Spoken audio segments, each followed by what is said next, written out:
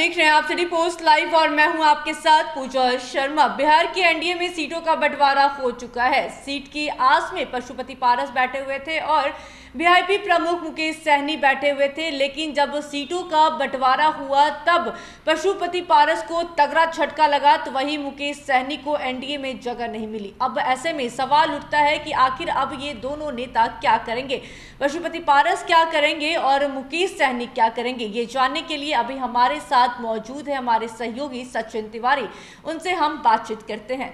क्या लगता है मुकेश सहनी और पशुपति पारस क्या करेंगे?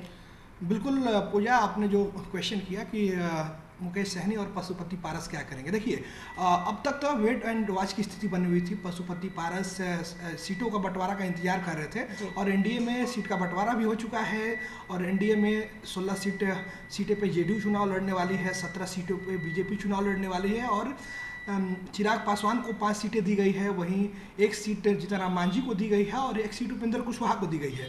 और एनडीए घटक दल के ही पार्ट है पशुपति पारस, लेकिन पशुपति पारस को कोई अभी तक तवज्जो नहीं दिया गया और वेट एंड वॉच की स्थिति बनी हुई थी।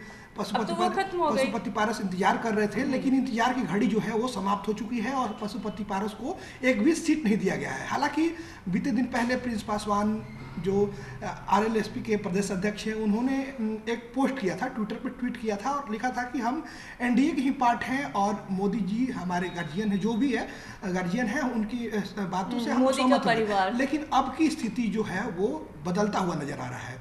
अब स्थिति कुछ और ही है। आज पशुपति पारस 11:30 बजे प्रेस कॉन्फ्रेंस करने वाले हैं और प्रेस कॉन्फ्रेंस में ही क्या निर्णय लेते हैं तो देखने वाली बात होगी। हालांकि आरजेडी के तरफ से भी ये कयास लगाया जा रहा है कि आरजेडी भी और आरजेडी ऑफर दे रही है क्या? आरजेडी ऑफर नहीं दे रही। RJD already offer Chirag Paswan को दी हुई थी, लेकिन चिराग पासवान को लेकर ऐसा कहा जा रहा था, लेकिन ऐसा हुआ नहीं। एनडीए ने उनको 5 सीट दे दी।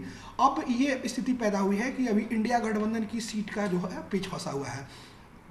वाम दल जो है वो 7 सीटों पर लगातार अपना दावा ठोक रही है। अब इंडिया गठबंधन में जो सीट का पेच फंसा हुआ है वो लगातार बढ़ता हुआ नजर आ रहा है। वही कांग्रेस की बात करें, वाम दल की बात करें, आरजेडी की बात करें, तो अब देखना होगा कि इस सीट बंटवारे को लेकर अब इसमें नया एक मोड़ आ गया है। आरजेडी के जो राष्ट्रीय अध्यक्ष लालू प्रसाद यादव, उनकी बेटी हैं, विदेश रहती हैं, वो भी अब इस मसले में आ गई हैं और सीट का बंटवारा कहा जा रहा है कि वही करेंगे, उनके अनुसार ही सीट का बंटवारा होगा।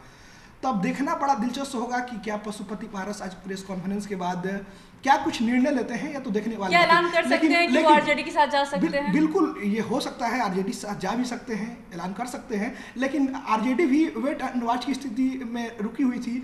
आरजेडी भी देख रही थी कि एनडीए में सीट का बंटवारा हो जाए, उसके बाद वो स्थिति खत्म हो गई है। अब आज की क्या बड़ा निर्णय पशुपति पारस ले सकते हैं। वहीं बात करें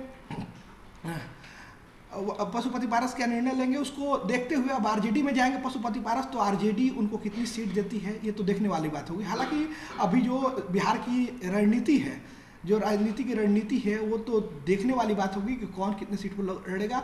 और ये भी देखने वाली होगी जो चाचा भतीजे की लड़ाई है, जो चाचा भतीजे का घमासान है वो समाप्त होता है कि नहीं होता है। चिराग पासवान हाजीपुर से उनको मिल गया है, हाजीपुर से दवा चाचा भी ठोक रहे थे, तो अब देखना वाली बात होगी कि चाचा क्या बैकअप में आते हैं कि वो टक्कर देते हैं, आरजेडी के साथ जाकर टक्कर देते हैं, या निर्दलीय चुनाव लड़ के टक्कर देते हैं, कि अपनी पार्टी से चुनाव लड़ के टक्कर देते हैं। चलिए तो बात करते हैं हम पशुपति पारस के बारे में। मुकेश सहनी क्या लगता है कि क्या करेंगे, क्योंकि वो भी आस लगा के बैठे थे कि एनडीए में उन्हें जगह मिलेगी, लेकिन जब सीटों का बंटवारा हुआ तो उन्हें जगह नहीं। बिल्कुल पूजा, आपने सही क्वेश्चन किया कि मुकेश सहनी पिछले दिन आप तो देखी 100 दिन का यात्रा में थे और सारे निषाद वोट बैंकिंग के साधने में लगे हुए थे, लेकिन मुकेश सहनी एनडीए की ही वाले में जाने वाले थे। वो सोच रहे थे कि हमको एनडीए से ऑफर आए, इधर इंडिया गठबंधन से ऑफर आए, लेकिन अब एनडीए से अब उनको कोई भी तवज्जो नहीं दिया गया, मुकेश सहनी को साइड कर दिया, क्योंकि बीजेपी भी वोट बैंकिंग की, जातिवादी की रणनीति खेल चुकी है और निशाना भी साध चुकी है। बिहार में वो असर देखने वाली बात है, लेकिन मोदी जी को कुछ नहीं दिख रहा है। प्रधानमंत्री नरेंद्र मोदी को 400 पार दिख रहा है।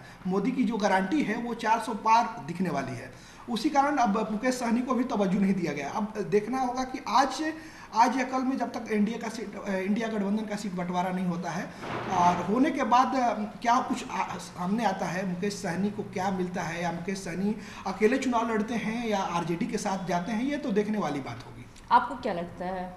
हमको तो लगता है कि क्या जिस तरह से जो गठबंधन का अगर सीट शेयरिंग होता है महागठबंधन का, तो उसमें क्या कुछ होगा, किसको कितनी सीटें मिलेंगी? अब तो ये कहना बहुत मुश्किल है कि इंडिया गठबंधन में कितनी सीट किसको मिलेगी, इसलिए कि ये तो अभी तक स्पष्ट नहीं हो पाया है।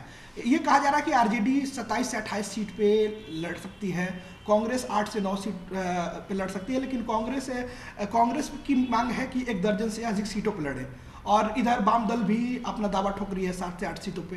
तो अभी भी इंडिया गठबंधन में घमासान बचा हुआ है। अब देखना होगा कि ये मसला 3-4 दिन में ही सुलझना है, और ये मसला कैसे सुलझ पाता है। क्या इंडिया गठबंधन के और सहयोगी भी पार्ट बन सकते हैं, या ये तीनों सहयोगी मिलकर चुनाव लड़ सकते हैं इंडिया गठबंधन? चलिए, गठबंधन के रणनीतिकारों ने दोनों नेताओं को पैदल कर दिया है। ऐसे में मुकेश सहनी और पशुपति पारस क्या कुछ निर्णय लेते हैं, यह तो देखने वाली बात होगी। फिलहाल इस खबर में बस इतना ही। तमाम जानकारी के लिए बने रहें सिटी पोस्ट लाइव के साथ। इस वीडियो को लाइक करें, शेयर करें और चैनल को सब्सक्राइब करना ना भूलें। धन्यवाद।